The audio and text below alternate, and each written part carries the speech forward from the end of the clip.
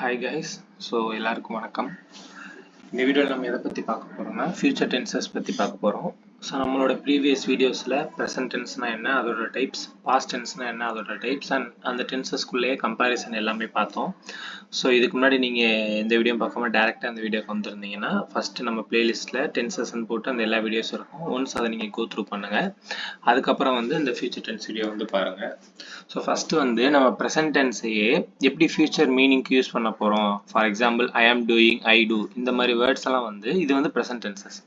இந்த ப்ரெசன்ட் டென்ஸை நம்ம எப்படி ஃபியூச்சருக்கு யூஸ் பண்ண போகிறோம், ஃபியூச்சர் மீனிங்கில் வர மாதிரி யூஸ் பண்ண போகிறோன்றதை பற்றி பார்க்க போகிறோம். ஸோ ஃபஸ்ட்டு இப்போ ஒரு விஷயம் ஆல்ரெடி டிசைட் பண்ணிட்டோம். லைக் அந்த விஷயம் பிளான் பண்ண விஷயமா இருக்கலாம், இல்லை அரேஞ்ச் பண்ண விஷயமா இருக்கலாம். இது ஆல்ரெடி டிசைட் ஆயிருந்துச்சு ஃபியூச்சரில் அப்படின்னா நம்ம ப்ரெசன்ட் கண்டினியூஸ் ஃபார்ம் டென்ஸை யூஸ் பண்ணலாம். அப்படி யூஸ் பண்ணாலும் அது ஃபியூச்சர் மீனிங்கை தான் கொடுக்க போகுது. ஸோ அந்த இமேஜில் இருக்க எக்ஸாம்பிள்ஸ் பாருங்கள். ஐ ஆம் டூயிங் சம்திங் டுமாரோன்றது நான் ஆல்ரெடி அதை பண்ணணும்னு டிசைட் பண்ணிட்டேன், அதே மாதிரி அரேஞ்சும் பண்ணிட்டேன், நான் அதை பண்ண போகிறேன் அப்படின்றதுக்கு. ஸோ இந்த மாதிரி விஷயத்துக்கு நம்ம ப்ரெசன்ட் கண்டினியூஸ் ஃபார்ம் யூஸ் பண்ணலாம். ஸோ ஃபர்ஸ்ட் எக்ஸாம்பிள் பாருங்கள். What are you doing on Saturday evening.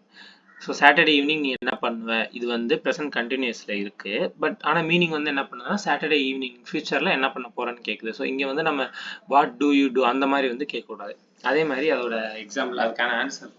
I am going to the cinema, நான் சினிமாவுக்கு போகிறேன் அப்படின்னு ஃபியூச்சரில் சொல்கிறான். பட் அதுவே ப்ரெசன்ட் கண்டினியூஸில் ஃபார்மில் சொல்கிறான். பட் அது ஃபியூச்சர் மீனிங்கை டினோட் பண்ணுது. அதே மாதிரி அங்கே ஐ ஆம் கோயிங் டு சினிமா தான் வரணுமே தவிர ஐ கோ அப்படின்னு வரக்கூடாது. ஸோ இதே மாதிரி தான் மிச்ச ரெண்டு எக்ஸாம்பிள்ஸும், அது பார்த்தீங்கன்னா உங்களுக்கே புரியும்.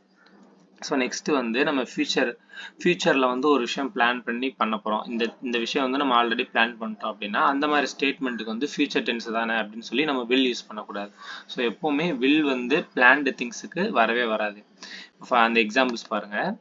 Alexa is getting married next month. So Alexa next month அவங்களுக்கு கல்யாணம் நடக்க போகுது. இது பிளான் பண்ண event. So Alexa is getting, பாருங்கள், இஸ் கெட்டிங் ப்ரெசன்ட் கண்டினியூஸ் ஃபார்மில் இருக்குது.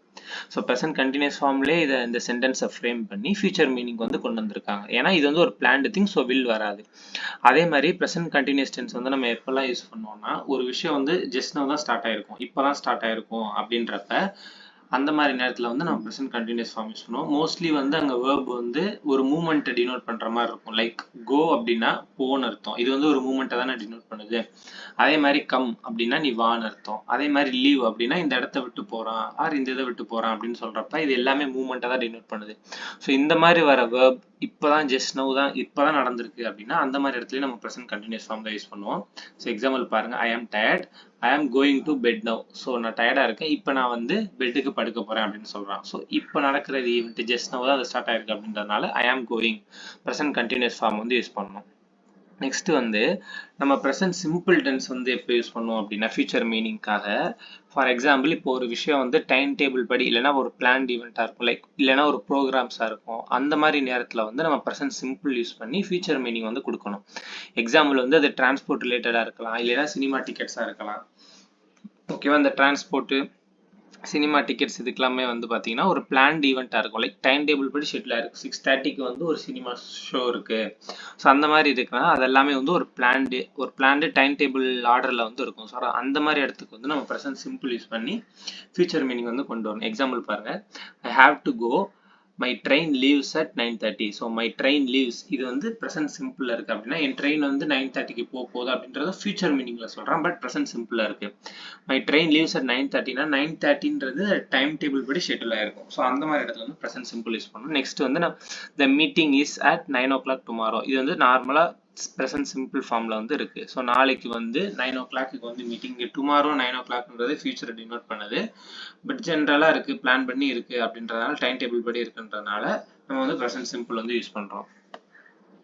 ஸோ நெக்ஸ்ட் நம்ம இப்போ ஒரு சில பீப்புள்ஸ் அவங்களோட பிளான்ஸ் ஆல்ரெடி ஃபிக்ஸ் ஆகும். இதுக்கு முன்னாடி சொன்னதான் ஆல்ரெடி உங்கள் பிளான்ஸ் டைம் டேபிள் மாதிரி ஃபிக்ஸ் ஆகிருந்துச்சுன்னா அங்கே நம்ம ப்ரெசன்ட் சிம்பிள் யூஸ் பண்ணி ஃபியூச்சர் மீனிங் கொண்டு வரும்.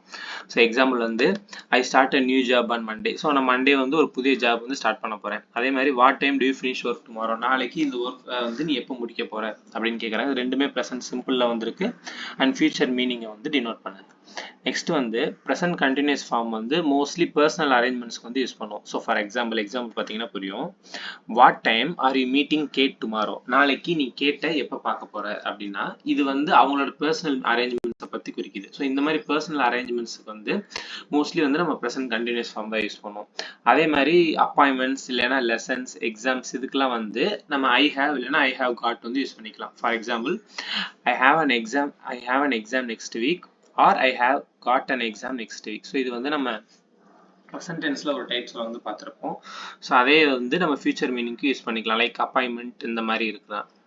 ஸோ இப்போ ப்ரெசென்ட் கண்டினியூஸும் ப்ரெசென்ட் சிம்பிளும் வந்து எப்படி டிஃபர் ஆகுது பாருங்க. ப்ரெசென்ட் கண்டினியூஸ்ல இருந்து what time are you arriving, நீ எப்போ வர்ற. அதே மாதிரி ப்ரெசென்ட் சிம்பிளா சொன்னா what time does the train arrive, train வந்து எப்போ வரும் அப்படின்னு கேட்குறேன். இங்கே what time are you arriving continuous ஃபார்ம்ன்றதுனால அரைவ்ன்ற வேர்போட ஐஎன்ஜி சேர்த்து அரைவிங்னு கொடுத்துருக்காங்க. பட் இதே ப்ரெசென்ட்ல சொல்லணுன்றதுக்காக டூவை டஸ்ஸா மாத்திட்டு அரைவை வந்து அப்படியே போட்டிருக்காங்க வேர்ப் வந்து. நெக்ஸ்ட் வந்து I am going to the cinema this evening, இந்த ஈவினிங் வந்து நான் சினிமாவுக்கு போறேன் அப்படின்னு ஃபியூச்சர்ல வந்து சொல்றத ப்ரெசென்ட் கண்டினியூஸ் ஃபார்ம்ல சொல்லியிருக்காங்க.